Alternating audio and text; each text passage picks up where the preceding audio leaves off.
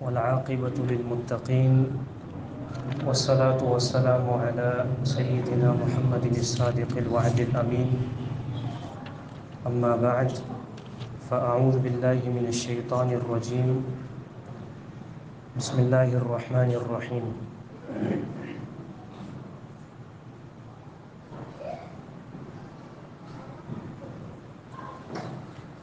امام احمد بن حنبل رحمہ اللہ سے کسی نے پوچھا، جب انہوں نے کہا کہ علم حاصل کرنے میں اخلاص پیدا کرو، اخلاص کی نیت کرو، تو لوگوں نے پوچھا کہ امام صاحب یہ علم حاصل کرنے میں اخلاص پیدا کرو، اس کا کیا مطلب ہے؟ تو امام احمد بن حنبل رحمہ اللہ نے جواب دیا کہ علم حاصل کرنے میں اخلاص کی نیت کرو، اس کا مطلب یہ ہے کہ علم حاصل کرو اس نیت سے کہ اللہ مجھ سے جہالت رفع کر دے، میرے اندر جو جہالت ہے دین اسلام کے احکامات کو اپنے اوپر لاگو کرنے کے حوالے سے، جو میں جاہل ہوں، مجھے احکامات کی خبر نہیں ہے، تو اس جہالت کو اپنے آپ سے دفع کرنے کی نیت کرو کہ اللہ تعالیٰ میرے اندر سے جہالت کو ختم کر دے۔ تو آج سے سورت کا آغاز ہو رہا ہے، تو ہمیں بھی چاہیے کہ ہم اپنی اپنی نیتیں درست کر لیں کہ اللہ تعالیٰ اس کتاب کے ذریعے ہماری اصلاح فرمائے۔ سورہ حجرات کا انتخاب کیا گیا ہے۔ اس سورت میں ٹوٹل 18 آیات ہیں اور 2 رکوع ہیں۔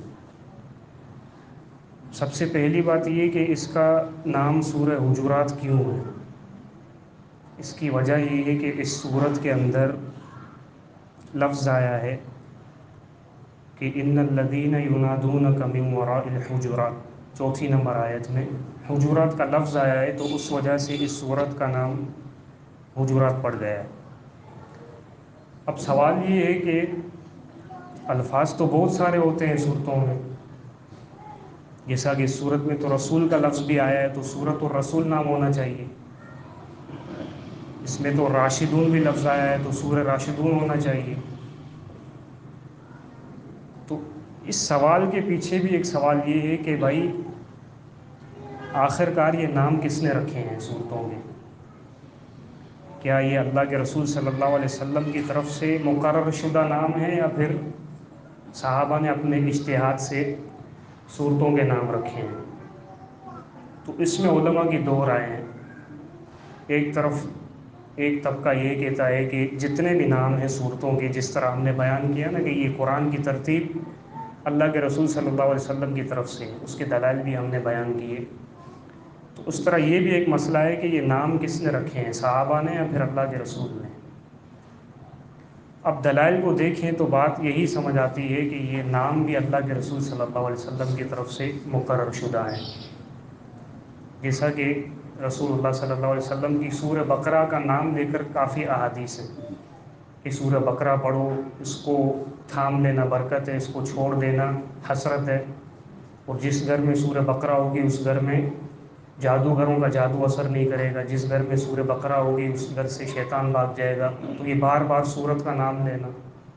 اسی طرح مسلم میں حدیث کے سورہ آل عمران اور سورہ بقرہ پڑھو، کیونکہ کل قیامت کے دن یہ دونوں سفارش کریں گی۔ اسی طرح ایک صحابی کہ جب ایک عورت اللہ کے رسول کے پاس آئی تھی، اس نے کہا کہ آپ مجھے قبول کر لیں، تو اللہ کے رسول نے کہا مجھے تم میں حاجت نہیں ہے۔ تو پھر ایک صحابی بیچارہ بیٹھا تھا غریب، اس نے کہا کہ اللہ کے رسول میری اس سے شادی کروا دیں۔ تو نبی علیہ السلام نے اس سے پوچھا کہ تم اس کو کیا دے سکتے ہو حق مہر میں؟ تو اس کے پاس کچھ بھی نہیں تھا، یہاں تک کہ لوہے کی انگوٹھی بھی نہیں تھی گھر میں۔ ایک چادر دینے کے لیے تیار ہوا، نبی علیہ السلام نے کہا چادر اس کو دو گے تو تم کیا پہنو گے؟ تو پھر نبی علیہ السلام نے اس سے پوچھا کہ یہ بتاؤ کہ تمہیں قرآن کتنا یاد ہے؟ تو بخاری میں حدیث ہے کہ لِسُوَرٍ سَمَّاهَا سورۃ کذا و کذا، سورۃ کذا و کذا، کہ اس صحابی نے نام گنوائے کہ مجھے فلاں فلاں سورت یاد ہے، فلاں فلاں سورت یاد ہے۔ تو اس کا مطلب یہ ہے کہ نبی علیہ السلام کی موجودگی میں جب وہ یہ کہہ رہا ہے کہ مجھے فلاں فلاں صورت یاد ہے نام دے کر، تو اس کا مطلب یہ ہوا کہ نبی علیہ السلام نے خود بتائے ہوں گے، تبھی تو وہ نام دے رہا تھا۔ اسی طرح حذیفہ والی وہ حدیث مسلم کی کہ میں نے نبی علیہ السلام کے ساتھ تہجد کی نماز پڑھی، تو اس میں بھی الفاظ ہیں کہ نبی علیہ السلام نے سورہ بقرہ پڑھی، پھر سورہ نساء کی تلاوت کی، پھر سورہ آل عمران۔ تو یہ دلائل اس طرف ہمیں اشارہ دے رہے ہیں کہ یہ صورتوں کے نام نبی علیہ الصلوۃ والسلام کی طرف سے مقرر کردہ ہیں۔ لیکن جو دوسرا طبقہ اہل علم کا ہے، اس میں سعودیہ کی جو فتاوی کمیٹی ہے اللجنۃ الدائمہ، اس کا یہ موقف ہے کہ یہ تمام جو صورتیں ہیں اس کے سب کے نام نبی علیہ السلام کی طرف سے مقرر کردہ نہیں ہے، بلکہ بعض کے نام نبی علیہ السلام کی طرف سے ہیں اور بعض صحابہ نے خود رکھے ہیں۔ ذرا یہ ایک رائے ہے ان کی، لیکن جو سمجھ آتی ہے ہمیں وہ یہی ہے کہ ان تمام صورتوں کے نام نبی علیہ الصلوۃ والسلام کی طرف سے مقرر شدہ۔ اب یہ صورت مکی ہے یا مدنی؟ یہ صورت مدنی ہے۔ اب مکی اور مدنی کا کیا مطلب ہے وہ بھی میں آپ کو بتا دوں، لیکن جو بات ہے کہ انشاءاللہ کسی بات کو چھوڑیں گے نہیں، ہم کچھ نہ کچھ ایک دوسرے سے شیئر کر دیں تاکہ علم میں ایک بات آ جائے۔ اب یہ صورت مدنی ہے، مکی اور مدنی میں کیا فرق ہے؟ اس بارے میں علماء کے 3 اقوال ہیں، لیکن جو صحیح بات ہے وہ میں آپ کو بتا رہا ہوں، ادھر ادھر زیادہ آپ کو نہیں لے جا رہا، کہ نبی علیہ السلام نے 13 سال مکہ میں گزارے ہیں اور اس کے بعد ہجرت کی ہے مدینہ کی طرف، اور مدینہ میں 10 سال گزارے ہیں۔ اب 13 سال کی جو زندگی ہے نا، ہجرت سے پہلے مکہ کی زندگی، ہجرت سے پہلے کی زندگی میں جو قرآن نازل ہوا، وہ جو بھی آیات نازل ہوئی، جو بھی صورتیں نازل ہوئی، ان کو مکی کہا جاتا ہے۔ اور ہجرت کے بعد جو اللہ کے رسول صلی اللہ علیہ وسلم پر آیت اور صورتیں نازل ہوئیں تو ان کو مدنی کہا جاتا ہے۔ اب اس کا فرق کیسے پتہ چلے گا؟ اللہ کے رسول صلی اللہ علیہ وسلم خود نہیں بتا کر گئے ہیں کہ یہ آیت مکی ہے، یہ آیت مدنی ہے، بلکہ یہ چیز جو ہے نا، یہ صحابہ کی طرف سے آئی ہے کہ انہوں نے ان باتوں کو یاد رکھا کہ ہاں یہ ہجرت سے پہلے کی آیات ہیں، یہ ہجرت کے بعد کی آیات ہیں، تو پھر علماء نے اس کو تقسیم کیا مکی اور مدنی میں۔ اب پہچانا کیسے جائے گا کہ یہ مکی ہے اور یہ مدنی ہے؟ اس کے بہت سے اشارے علماء نے معرفت کے اسباب جو ہیں وہ بتائے ہیں۔ ایک تو یہ ہے کہ جو مکی آیات ہوں گی ان کے اندر ڈھانٹ ڈپٹ بہت ہوتی ہے، کیونکہ مکہ میں جو رہنے والے نبی علیہ الصلوۃ والسلام کے مخاطب لوگ تھے، جن کو نبی علیہ الصلوۃ والسلام خطاب کرتے تھے، جن کو تبلیغ کرتے تھے، وہ کافر تھے، وہ اللہ کی ربوبیت کے بھی منکر تھے، اور ربوبیت کے تو قائل تھے، الہیت کے منکر تھے، اللہ کی عبادت کو نہیں مانتے تھے، جنت اور جہنم پر ان کا ایمان نہیں تھا، آخرت پر ان کا یقین نہیں تھا۔ تو آپ دیکھیں گے کہ مکی آیات جو ہیں ان کے اندر ڈھانٹ ڈپٹ بہت ہے، اور دوسری علامت یہ ہے کہ وہ مکی جو آیات ہوتی ہیں وہ چھوٹی چھوٹی ہوتی ہیں، 2 ٹوک بات ہوتی ہے ان میں، اور تیسری یہ کہ اس میں توحید کا زیادہ ذکر ہے، اور چوتھی بات یہ کہ جنت اور جہنم کا اس میں ذکر ہے، مکی اور آیات جو ہیں اس میں، اور آخرت پر ایمان کا ذکر ہے۔ یہ علامت ہیں کہ جن سے ہم پہچان سکتے ہیں کہ یہ مکی آیات ہیں۔ اب مدنی وہ ہیں جو ہجرت کے بعد کی آیات ہیں، اس کی کیا علامات ہیں؟ اس کو آپ دیکھیں گے تو وہ طویل آیتیں ہیں، لمبی لمبی کیوں ہیں؟ کیونکہ اس میں احکامات ذکر ہیں، تو احکامات ذکر ہیں، ظاہر سی بات ہے آیت لمبی ہو جاتی ہے۔ اور دوسری بات یہ کہ مدنی جو آیات ہوں گی ان میں جہاد کا ذکر ہوگا، کیونکہ مکہ میں جب نبی علیہ الصلوۃ والسلام تھے تو قوت میں نہیں تھے، پاور میں نہیں تھے، رسول اللہ صلی اللہ علیہ وسلم اقتدار میں نہیں تھے۔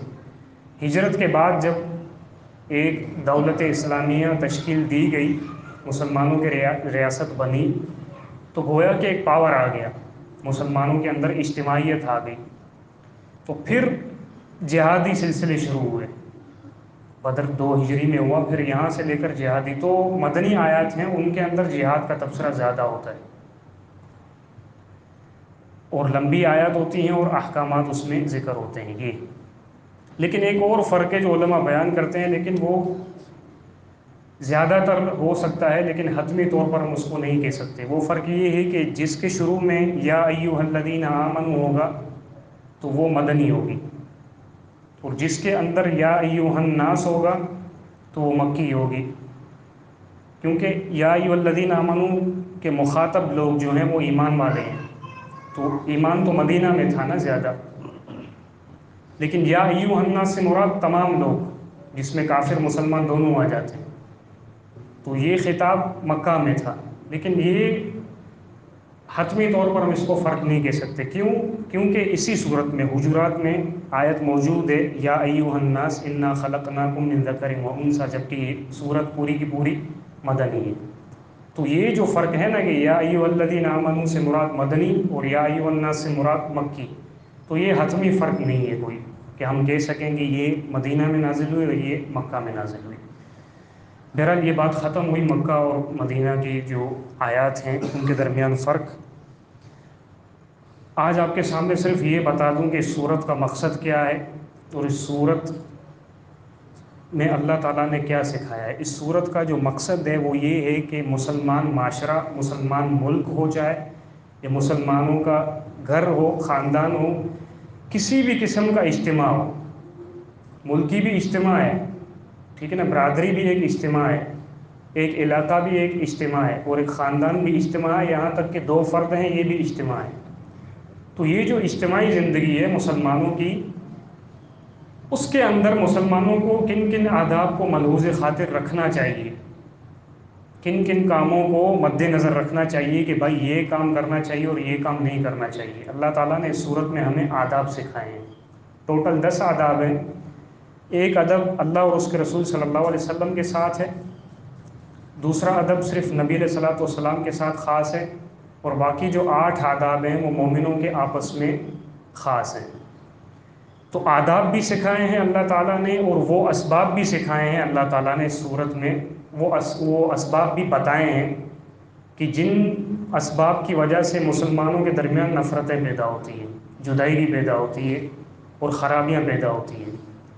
اور جب کسی مسلمان معاشرے میں جدائیگی اور افتراق پیدا ہو جائے تو ان کی اجتماعیت تتر بتر ہو جاتی ہے. جب اجتماعیت ہی نہیں رہے گی تو پھر دین اسلام کو غلبہ کہاں سے ملے گا؟ تو جو مقصد اعلیٰ ہے وہ تو فوت ہو جائے گا کہ دین اسلام کو غالب کرنا. توحید سب سے اعلیٰ مقصد ہے کہ لوگ اللہ کی وحدانیت کو قبول کریں، پھر اس کے بعد یہ مقصد ہے کہ اب اس دین کو پھیلاؤ، اس کے غلبے میں بھی کوشش کرو. تو جب اجتماعیت ہی تتر بتر ہو جائے گی، افتراق ہوگا مسلمانوں کے درمیان، تو پھر یہ مقصد حاصل نہیں ہوگا. پھر لوگ اپنی اپنی عبادت تو اس میں تو بڑھ چڑھ کر حصہ لے رہے ہوں گے، لیکن جو دوسرا مقصد ہے اسلام کو پھیلانا، اسلام کو غالب کرنا، جو باطل ادیان ہیں ان پر، یہ مقصد فوت ہو جائے گا. تو وہ اسباب بھی اللہ تعالیٰ نے اس صورت میں ہمیں بتائے ہیں کہ کون کون سے سبب ہیں کہ جن سبب کی بنا پر مسلمانوں کے درمیان نفرت پیدا ہو سکتی ہے. تو لہٰذا ان اسباب سے بچا جائے اور جو آداب اللہ نے سکھائے ہیں ان آداب کو اختیار کیا جائے. تو یہ اس صورت کا مقصد ہے کہ مسلمانوں کے اجتماعی آداب کیا ہونے چاہیے. تو کل سے باقاعدہ اس صورت کو ہم پڑھیں گے تفصیل سے، آیت آیت کر کے. اللہ تعالیٰ سے دعا ہے کہ اللہ تعالیٰ ہمیں صحیح سمجھنے کی توفیق عطا فرمائے. وآخر دعوانا ان الحمد للہ رب. اس ویڈیو کو زیادہ سے زیادہ شیئر کیجیے اور ہمارے چینل سبحانی مسجد لیاری کو سبسکرائب کیجیے اور صدقہ جاریہ کے مستحق بنیے. جزاکم اللہ خیرا کثیرا فی الدنیا والآخرہ.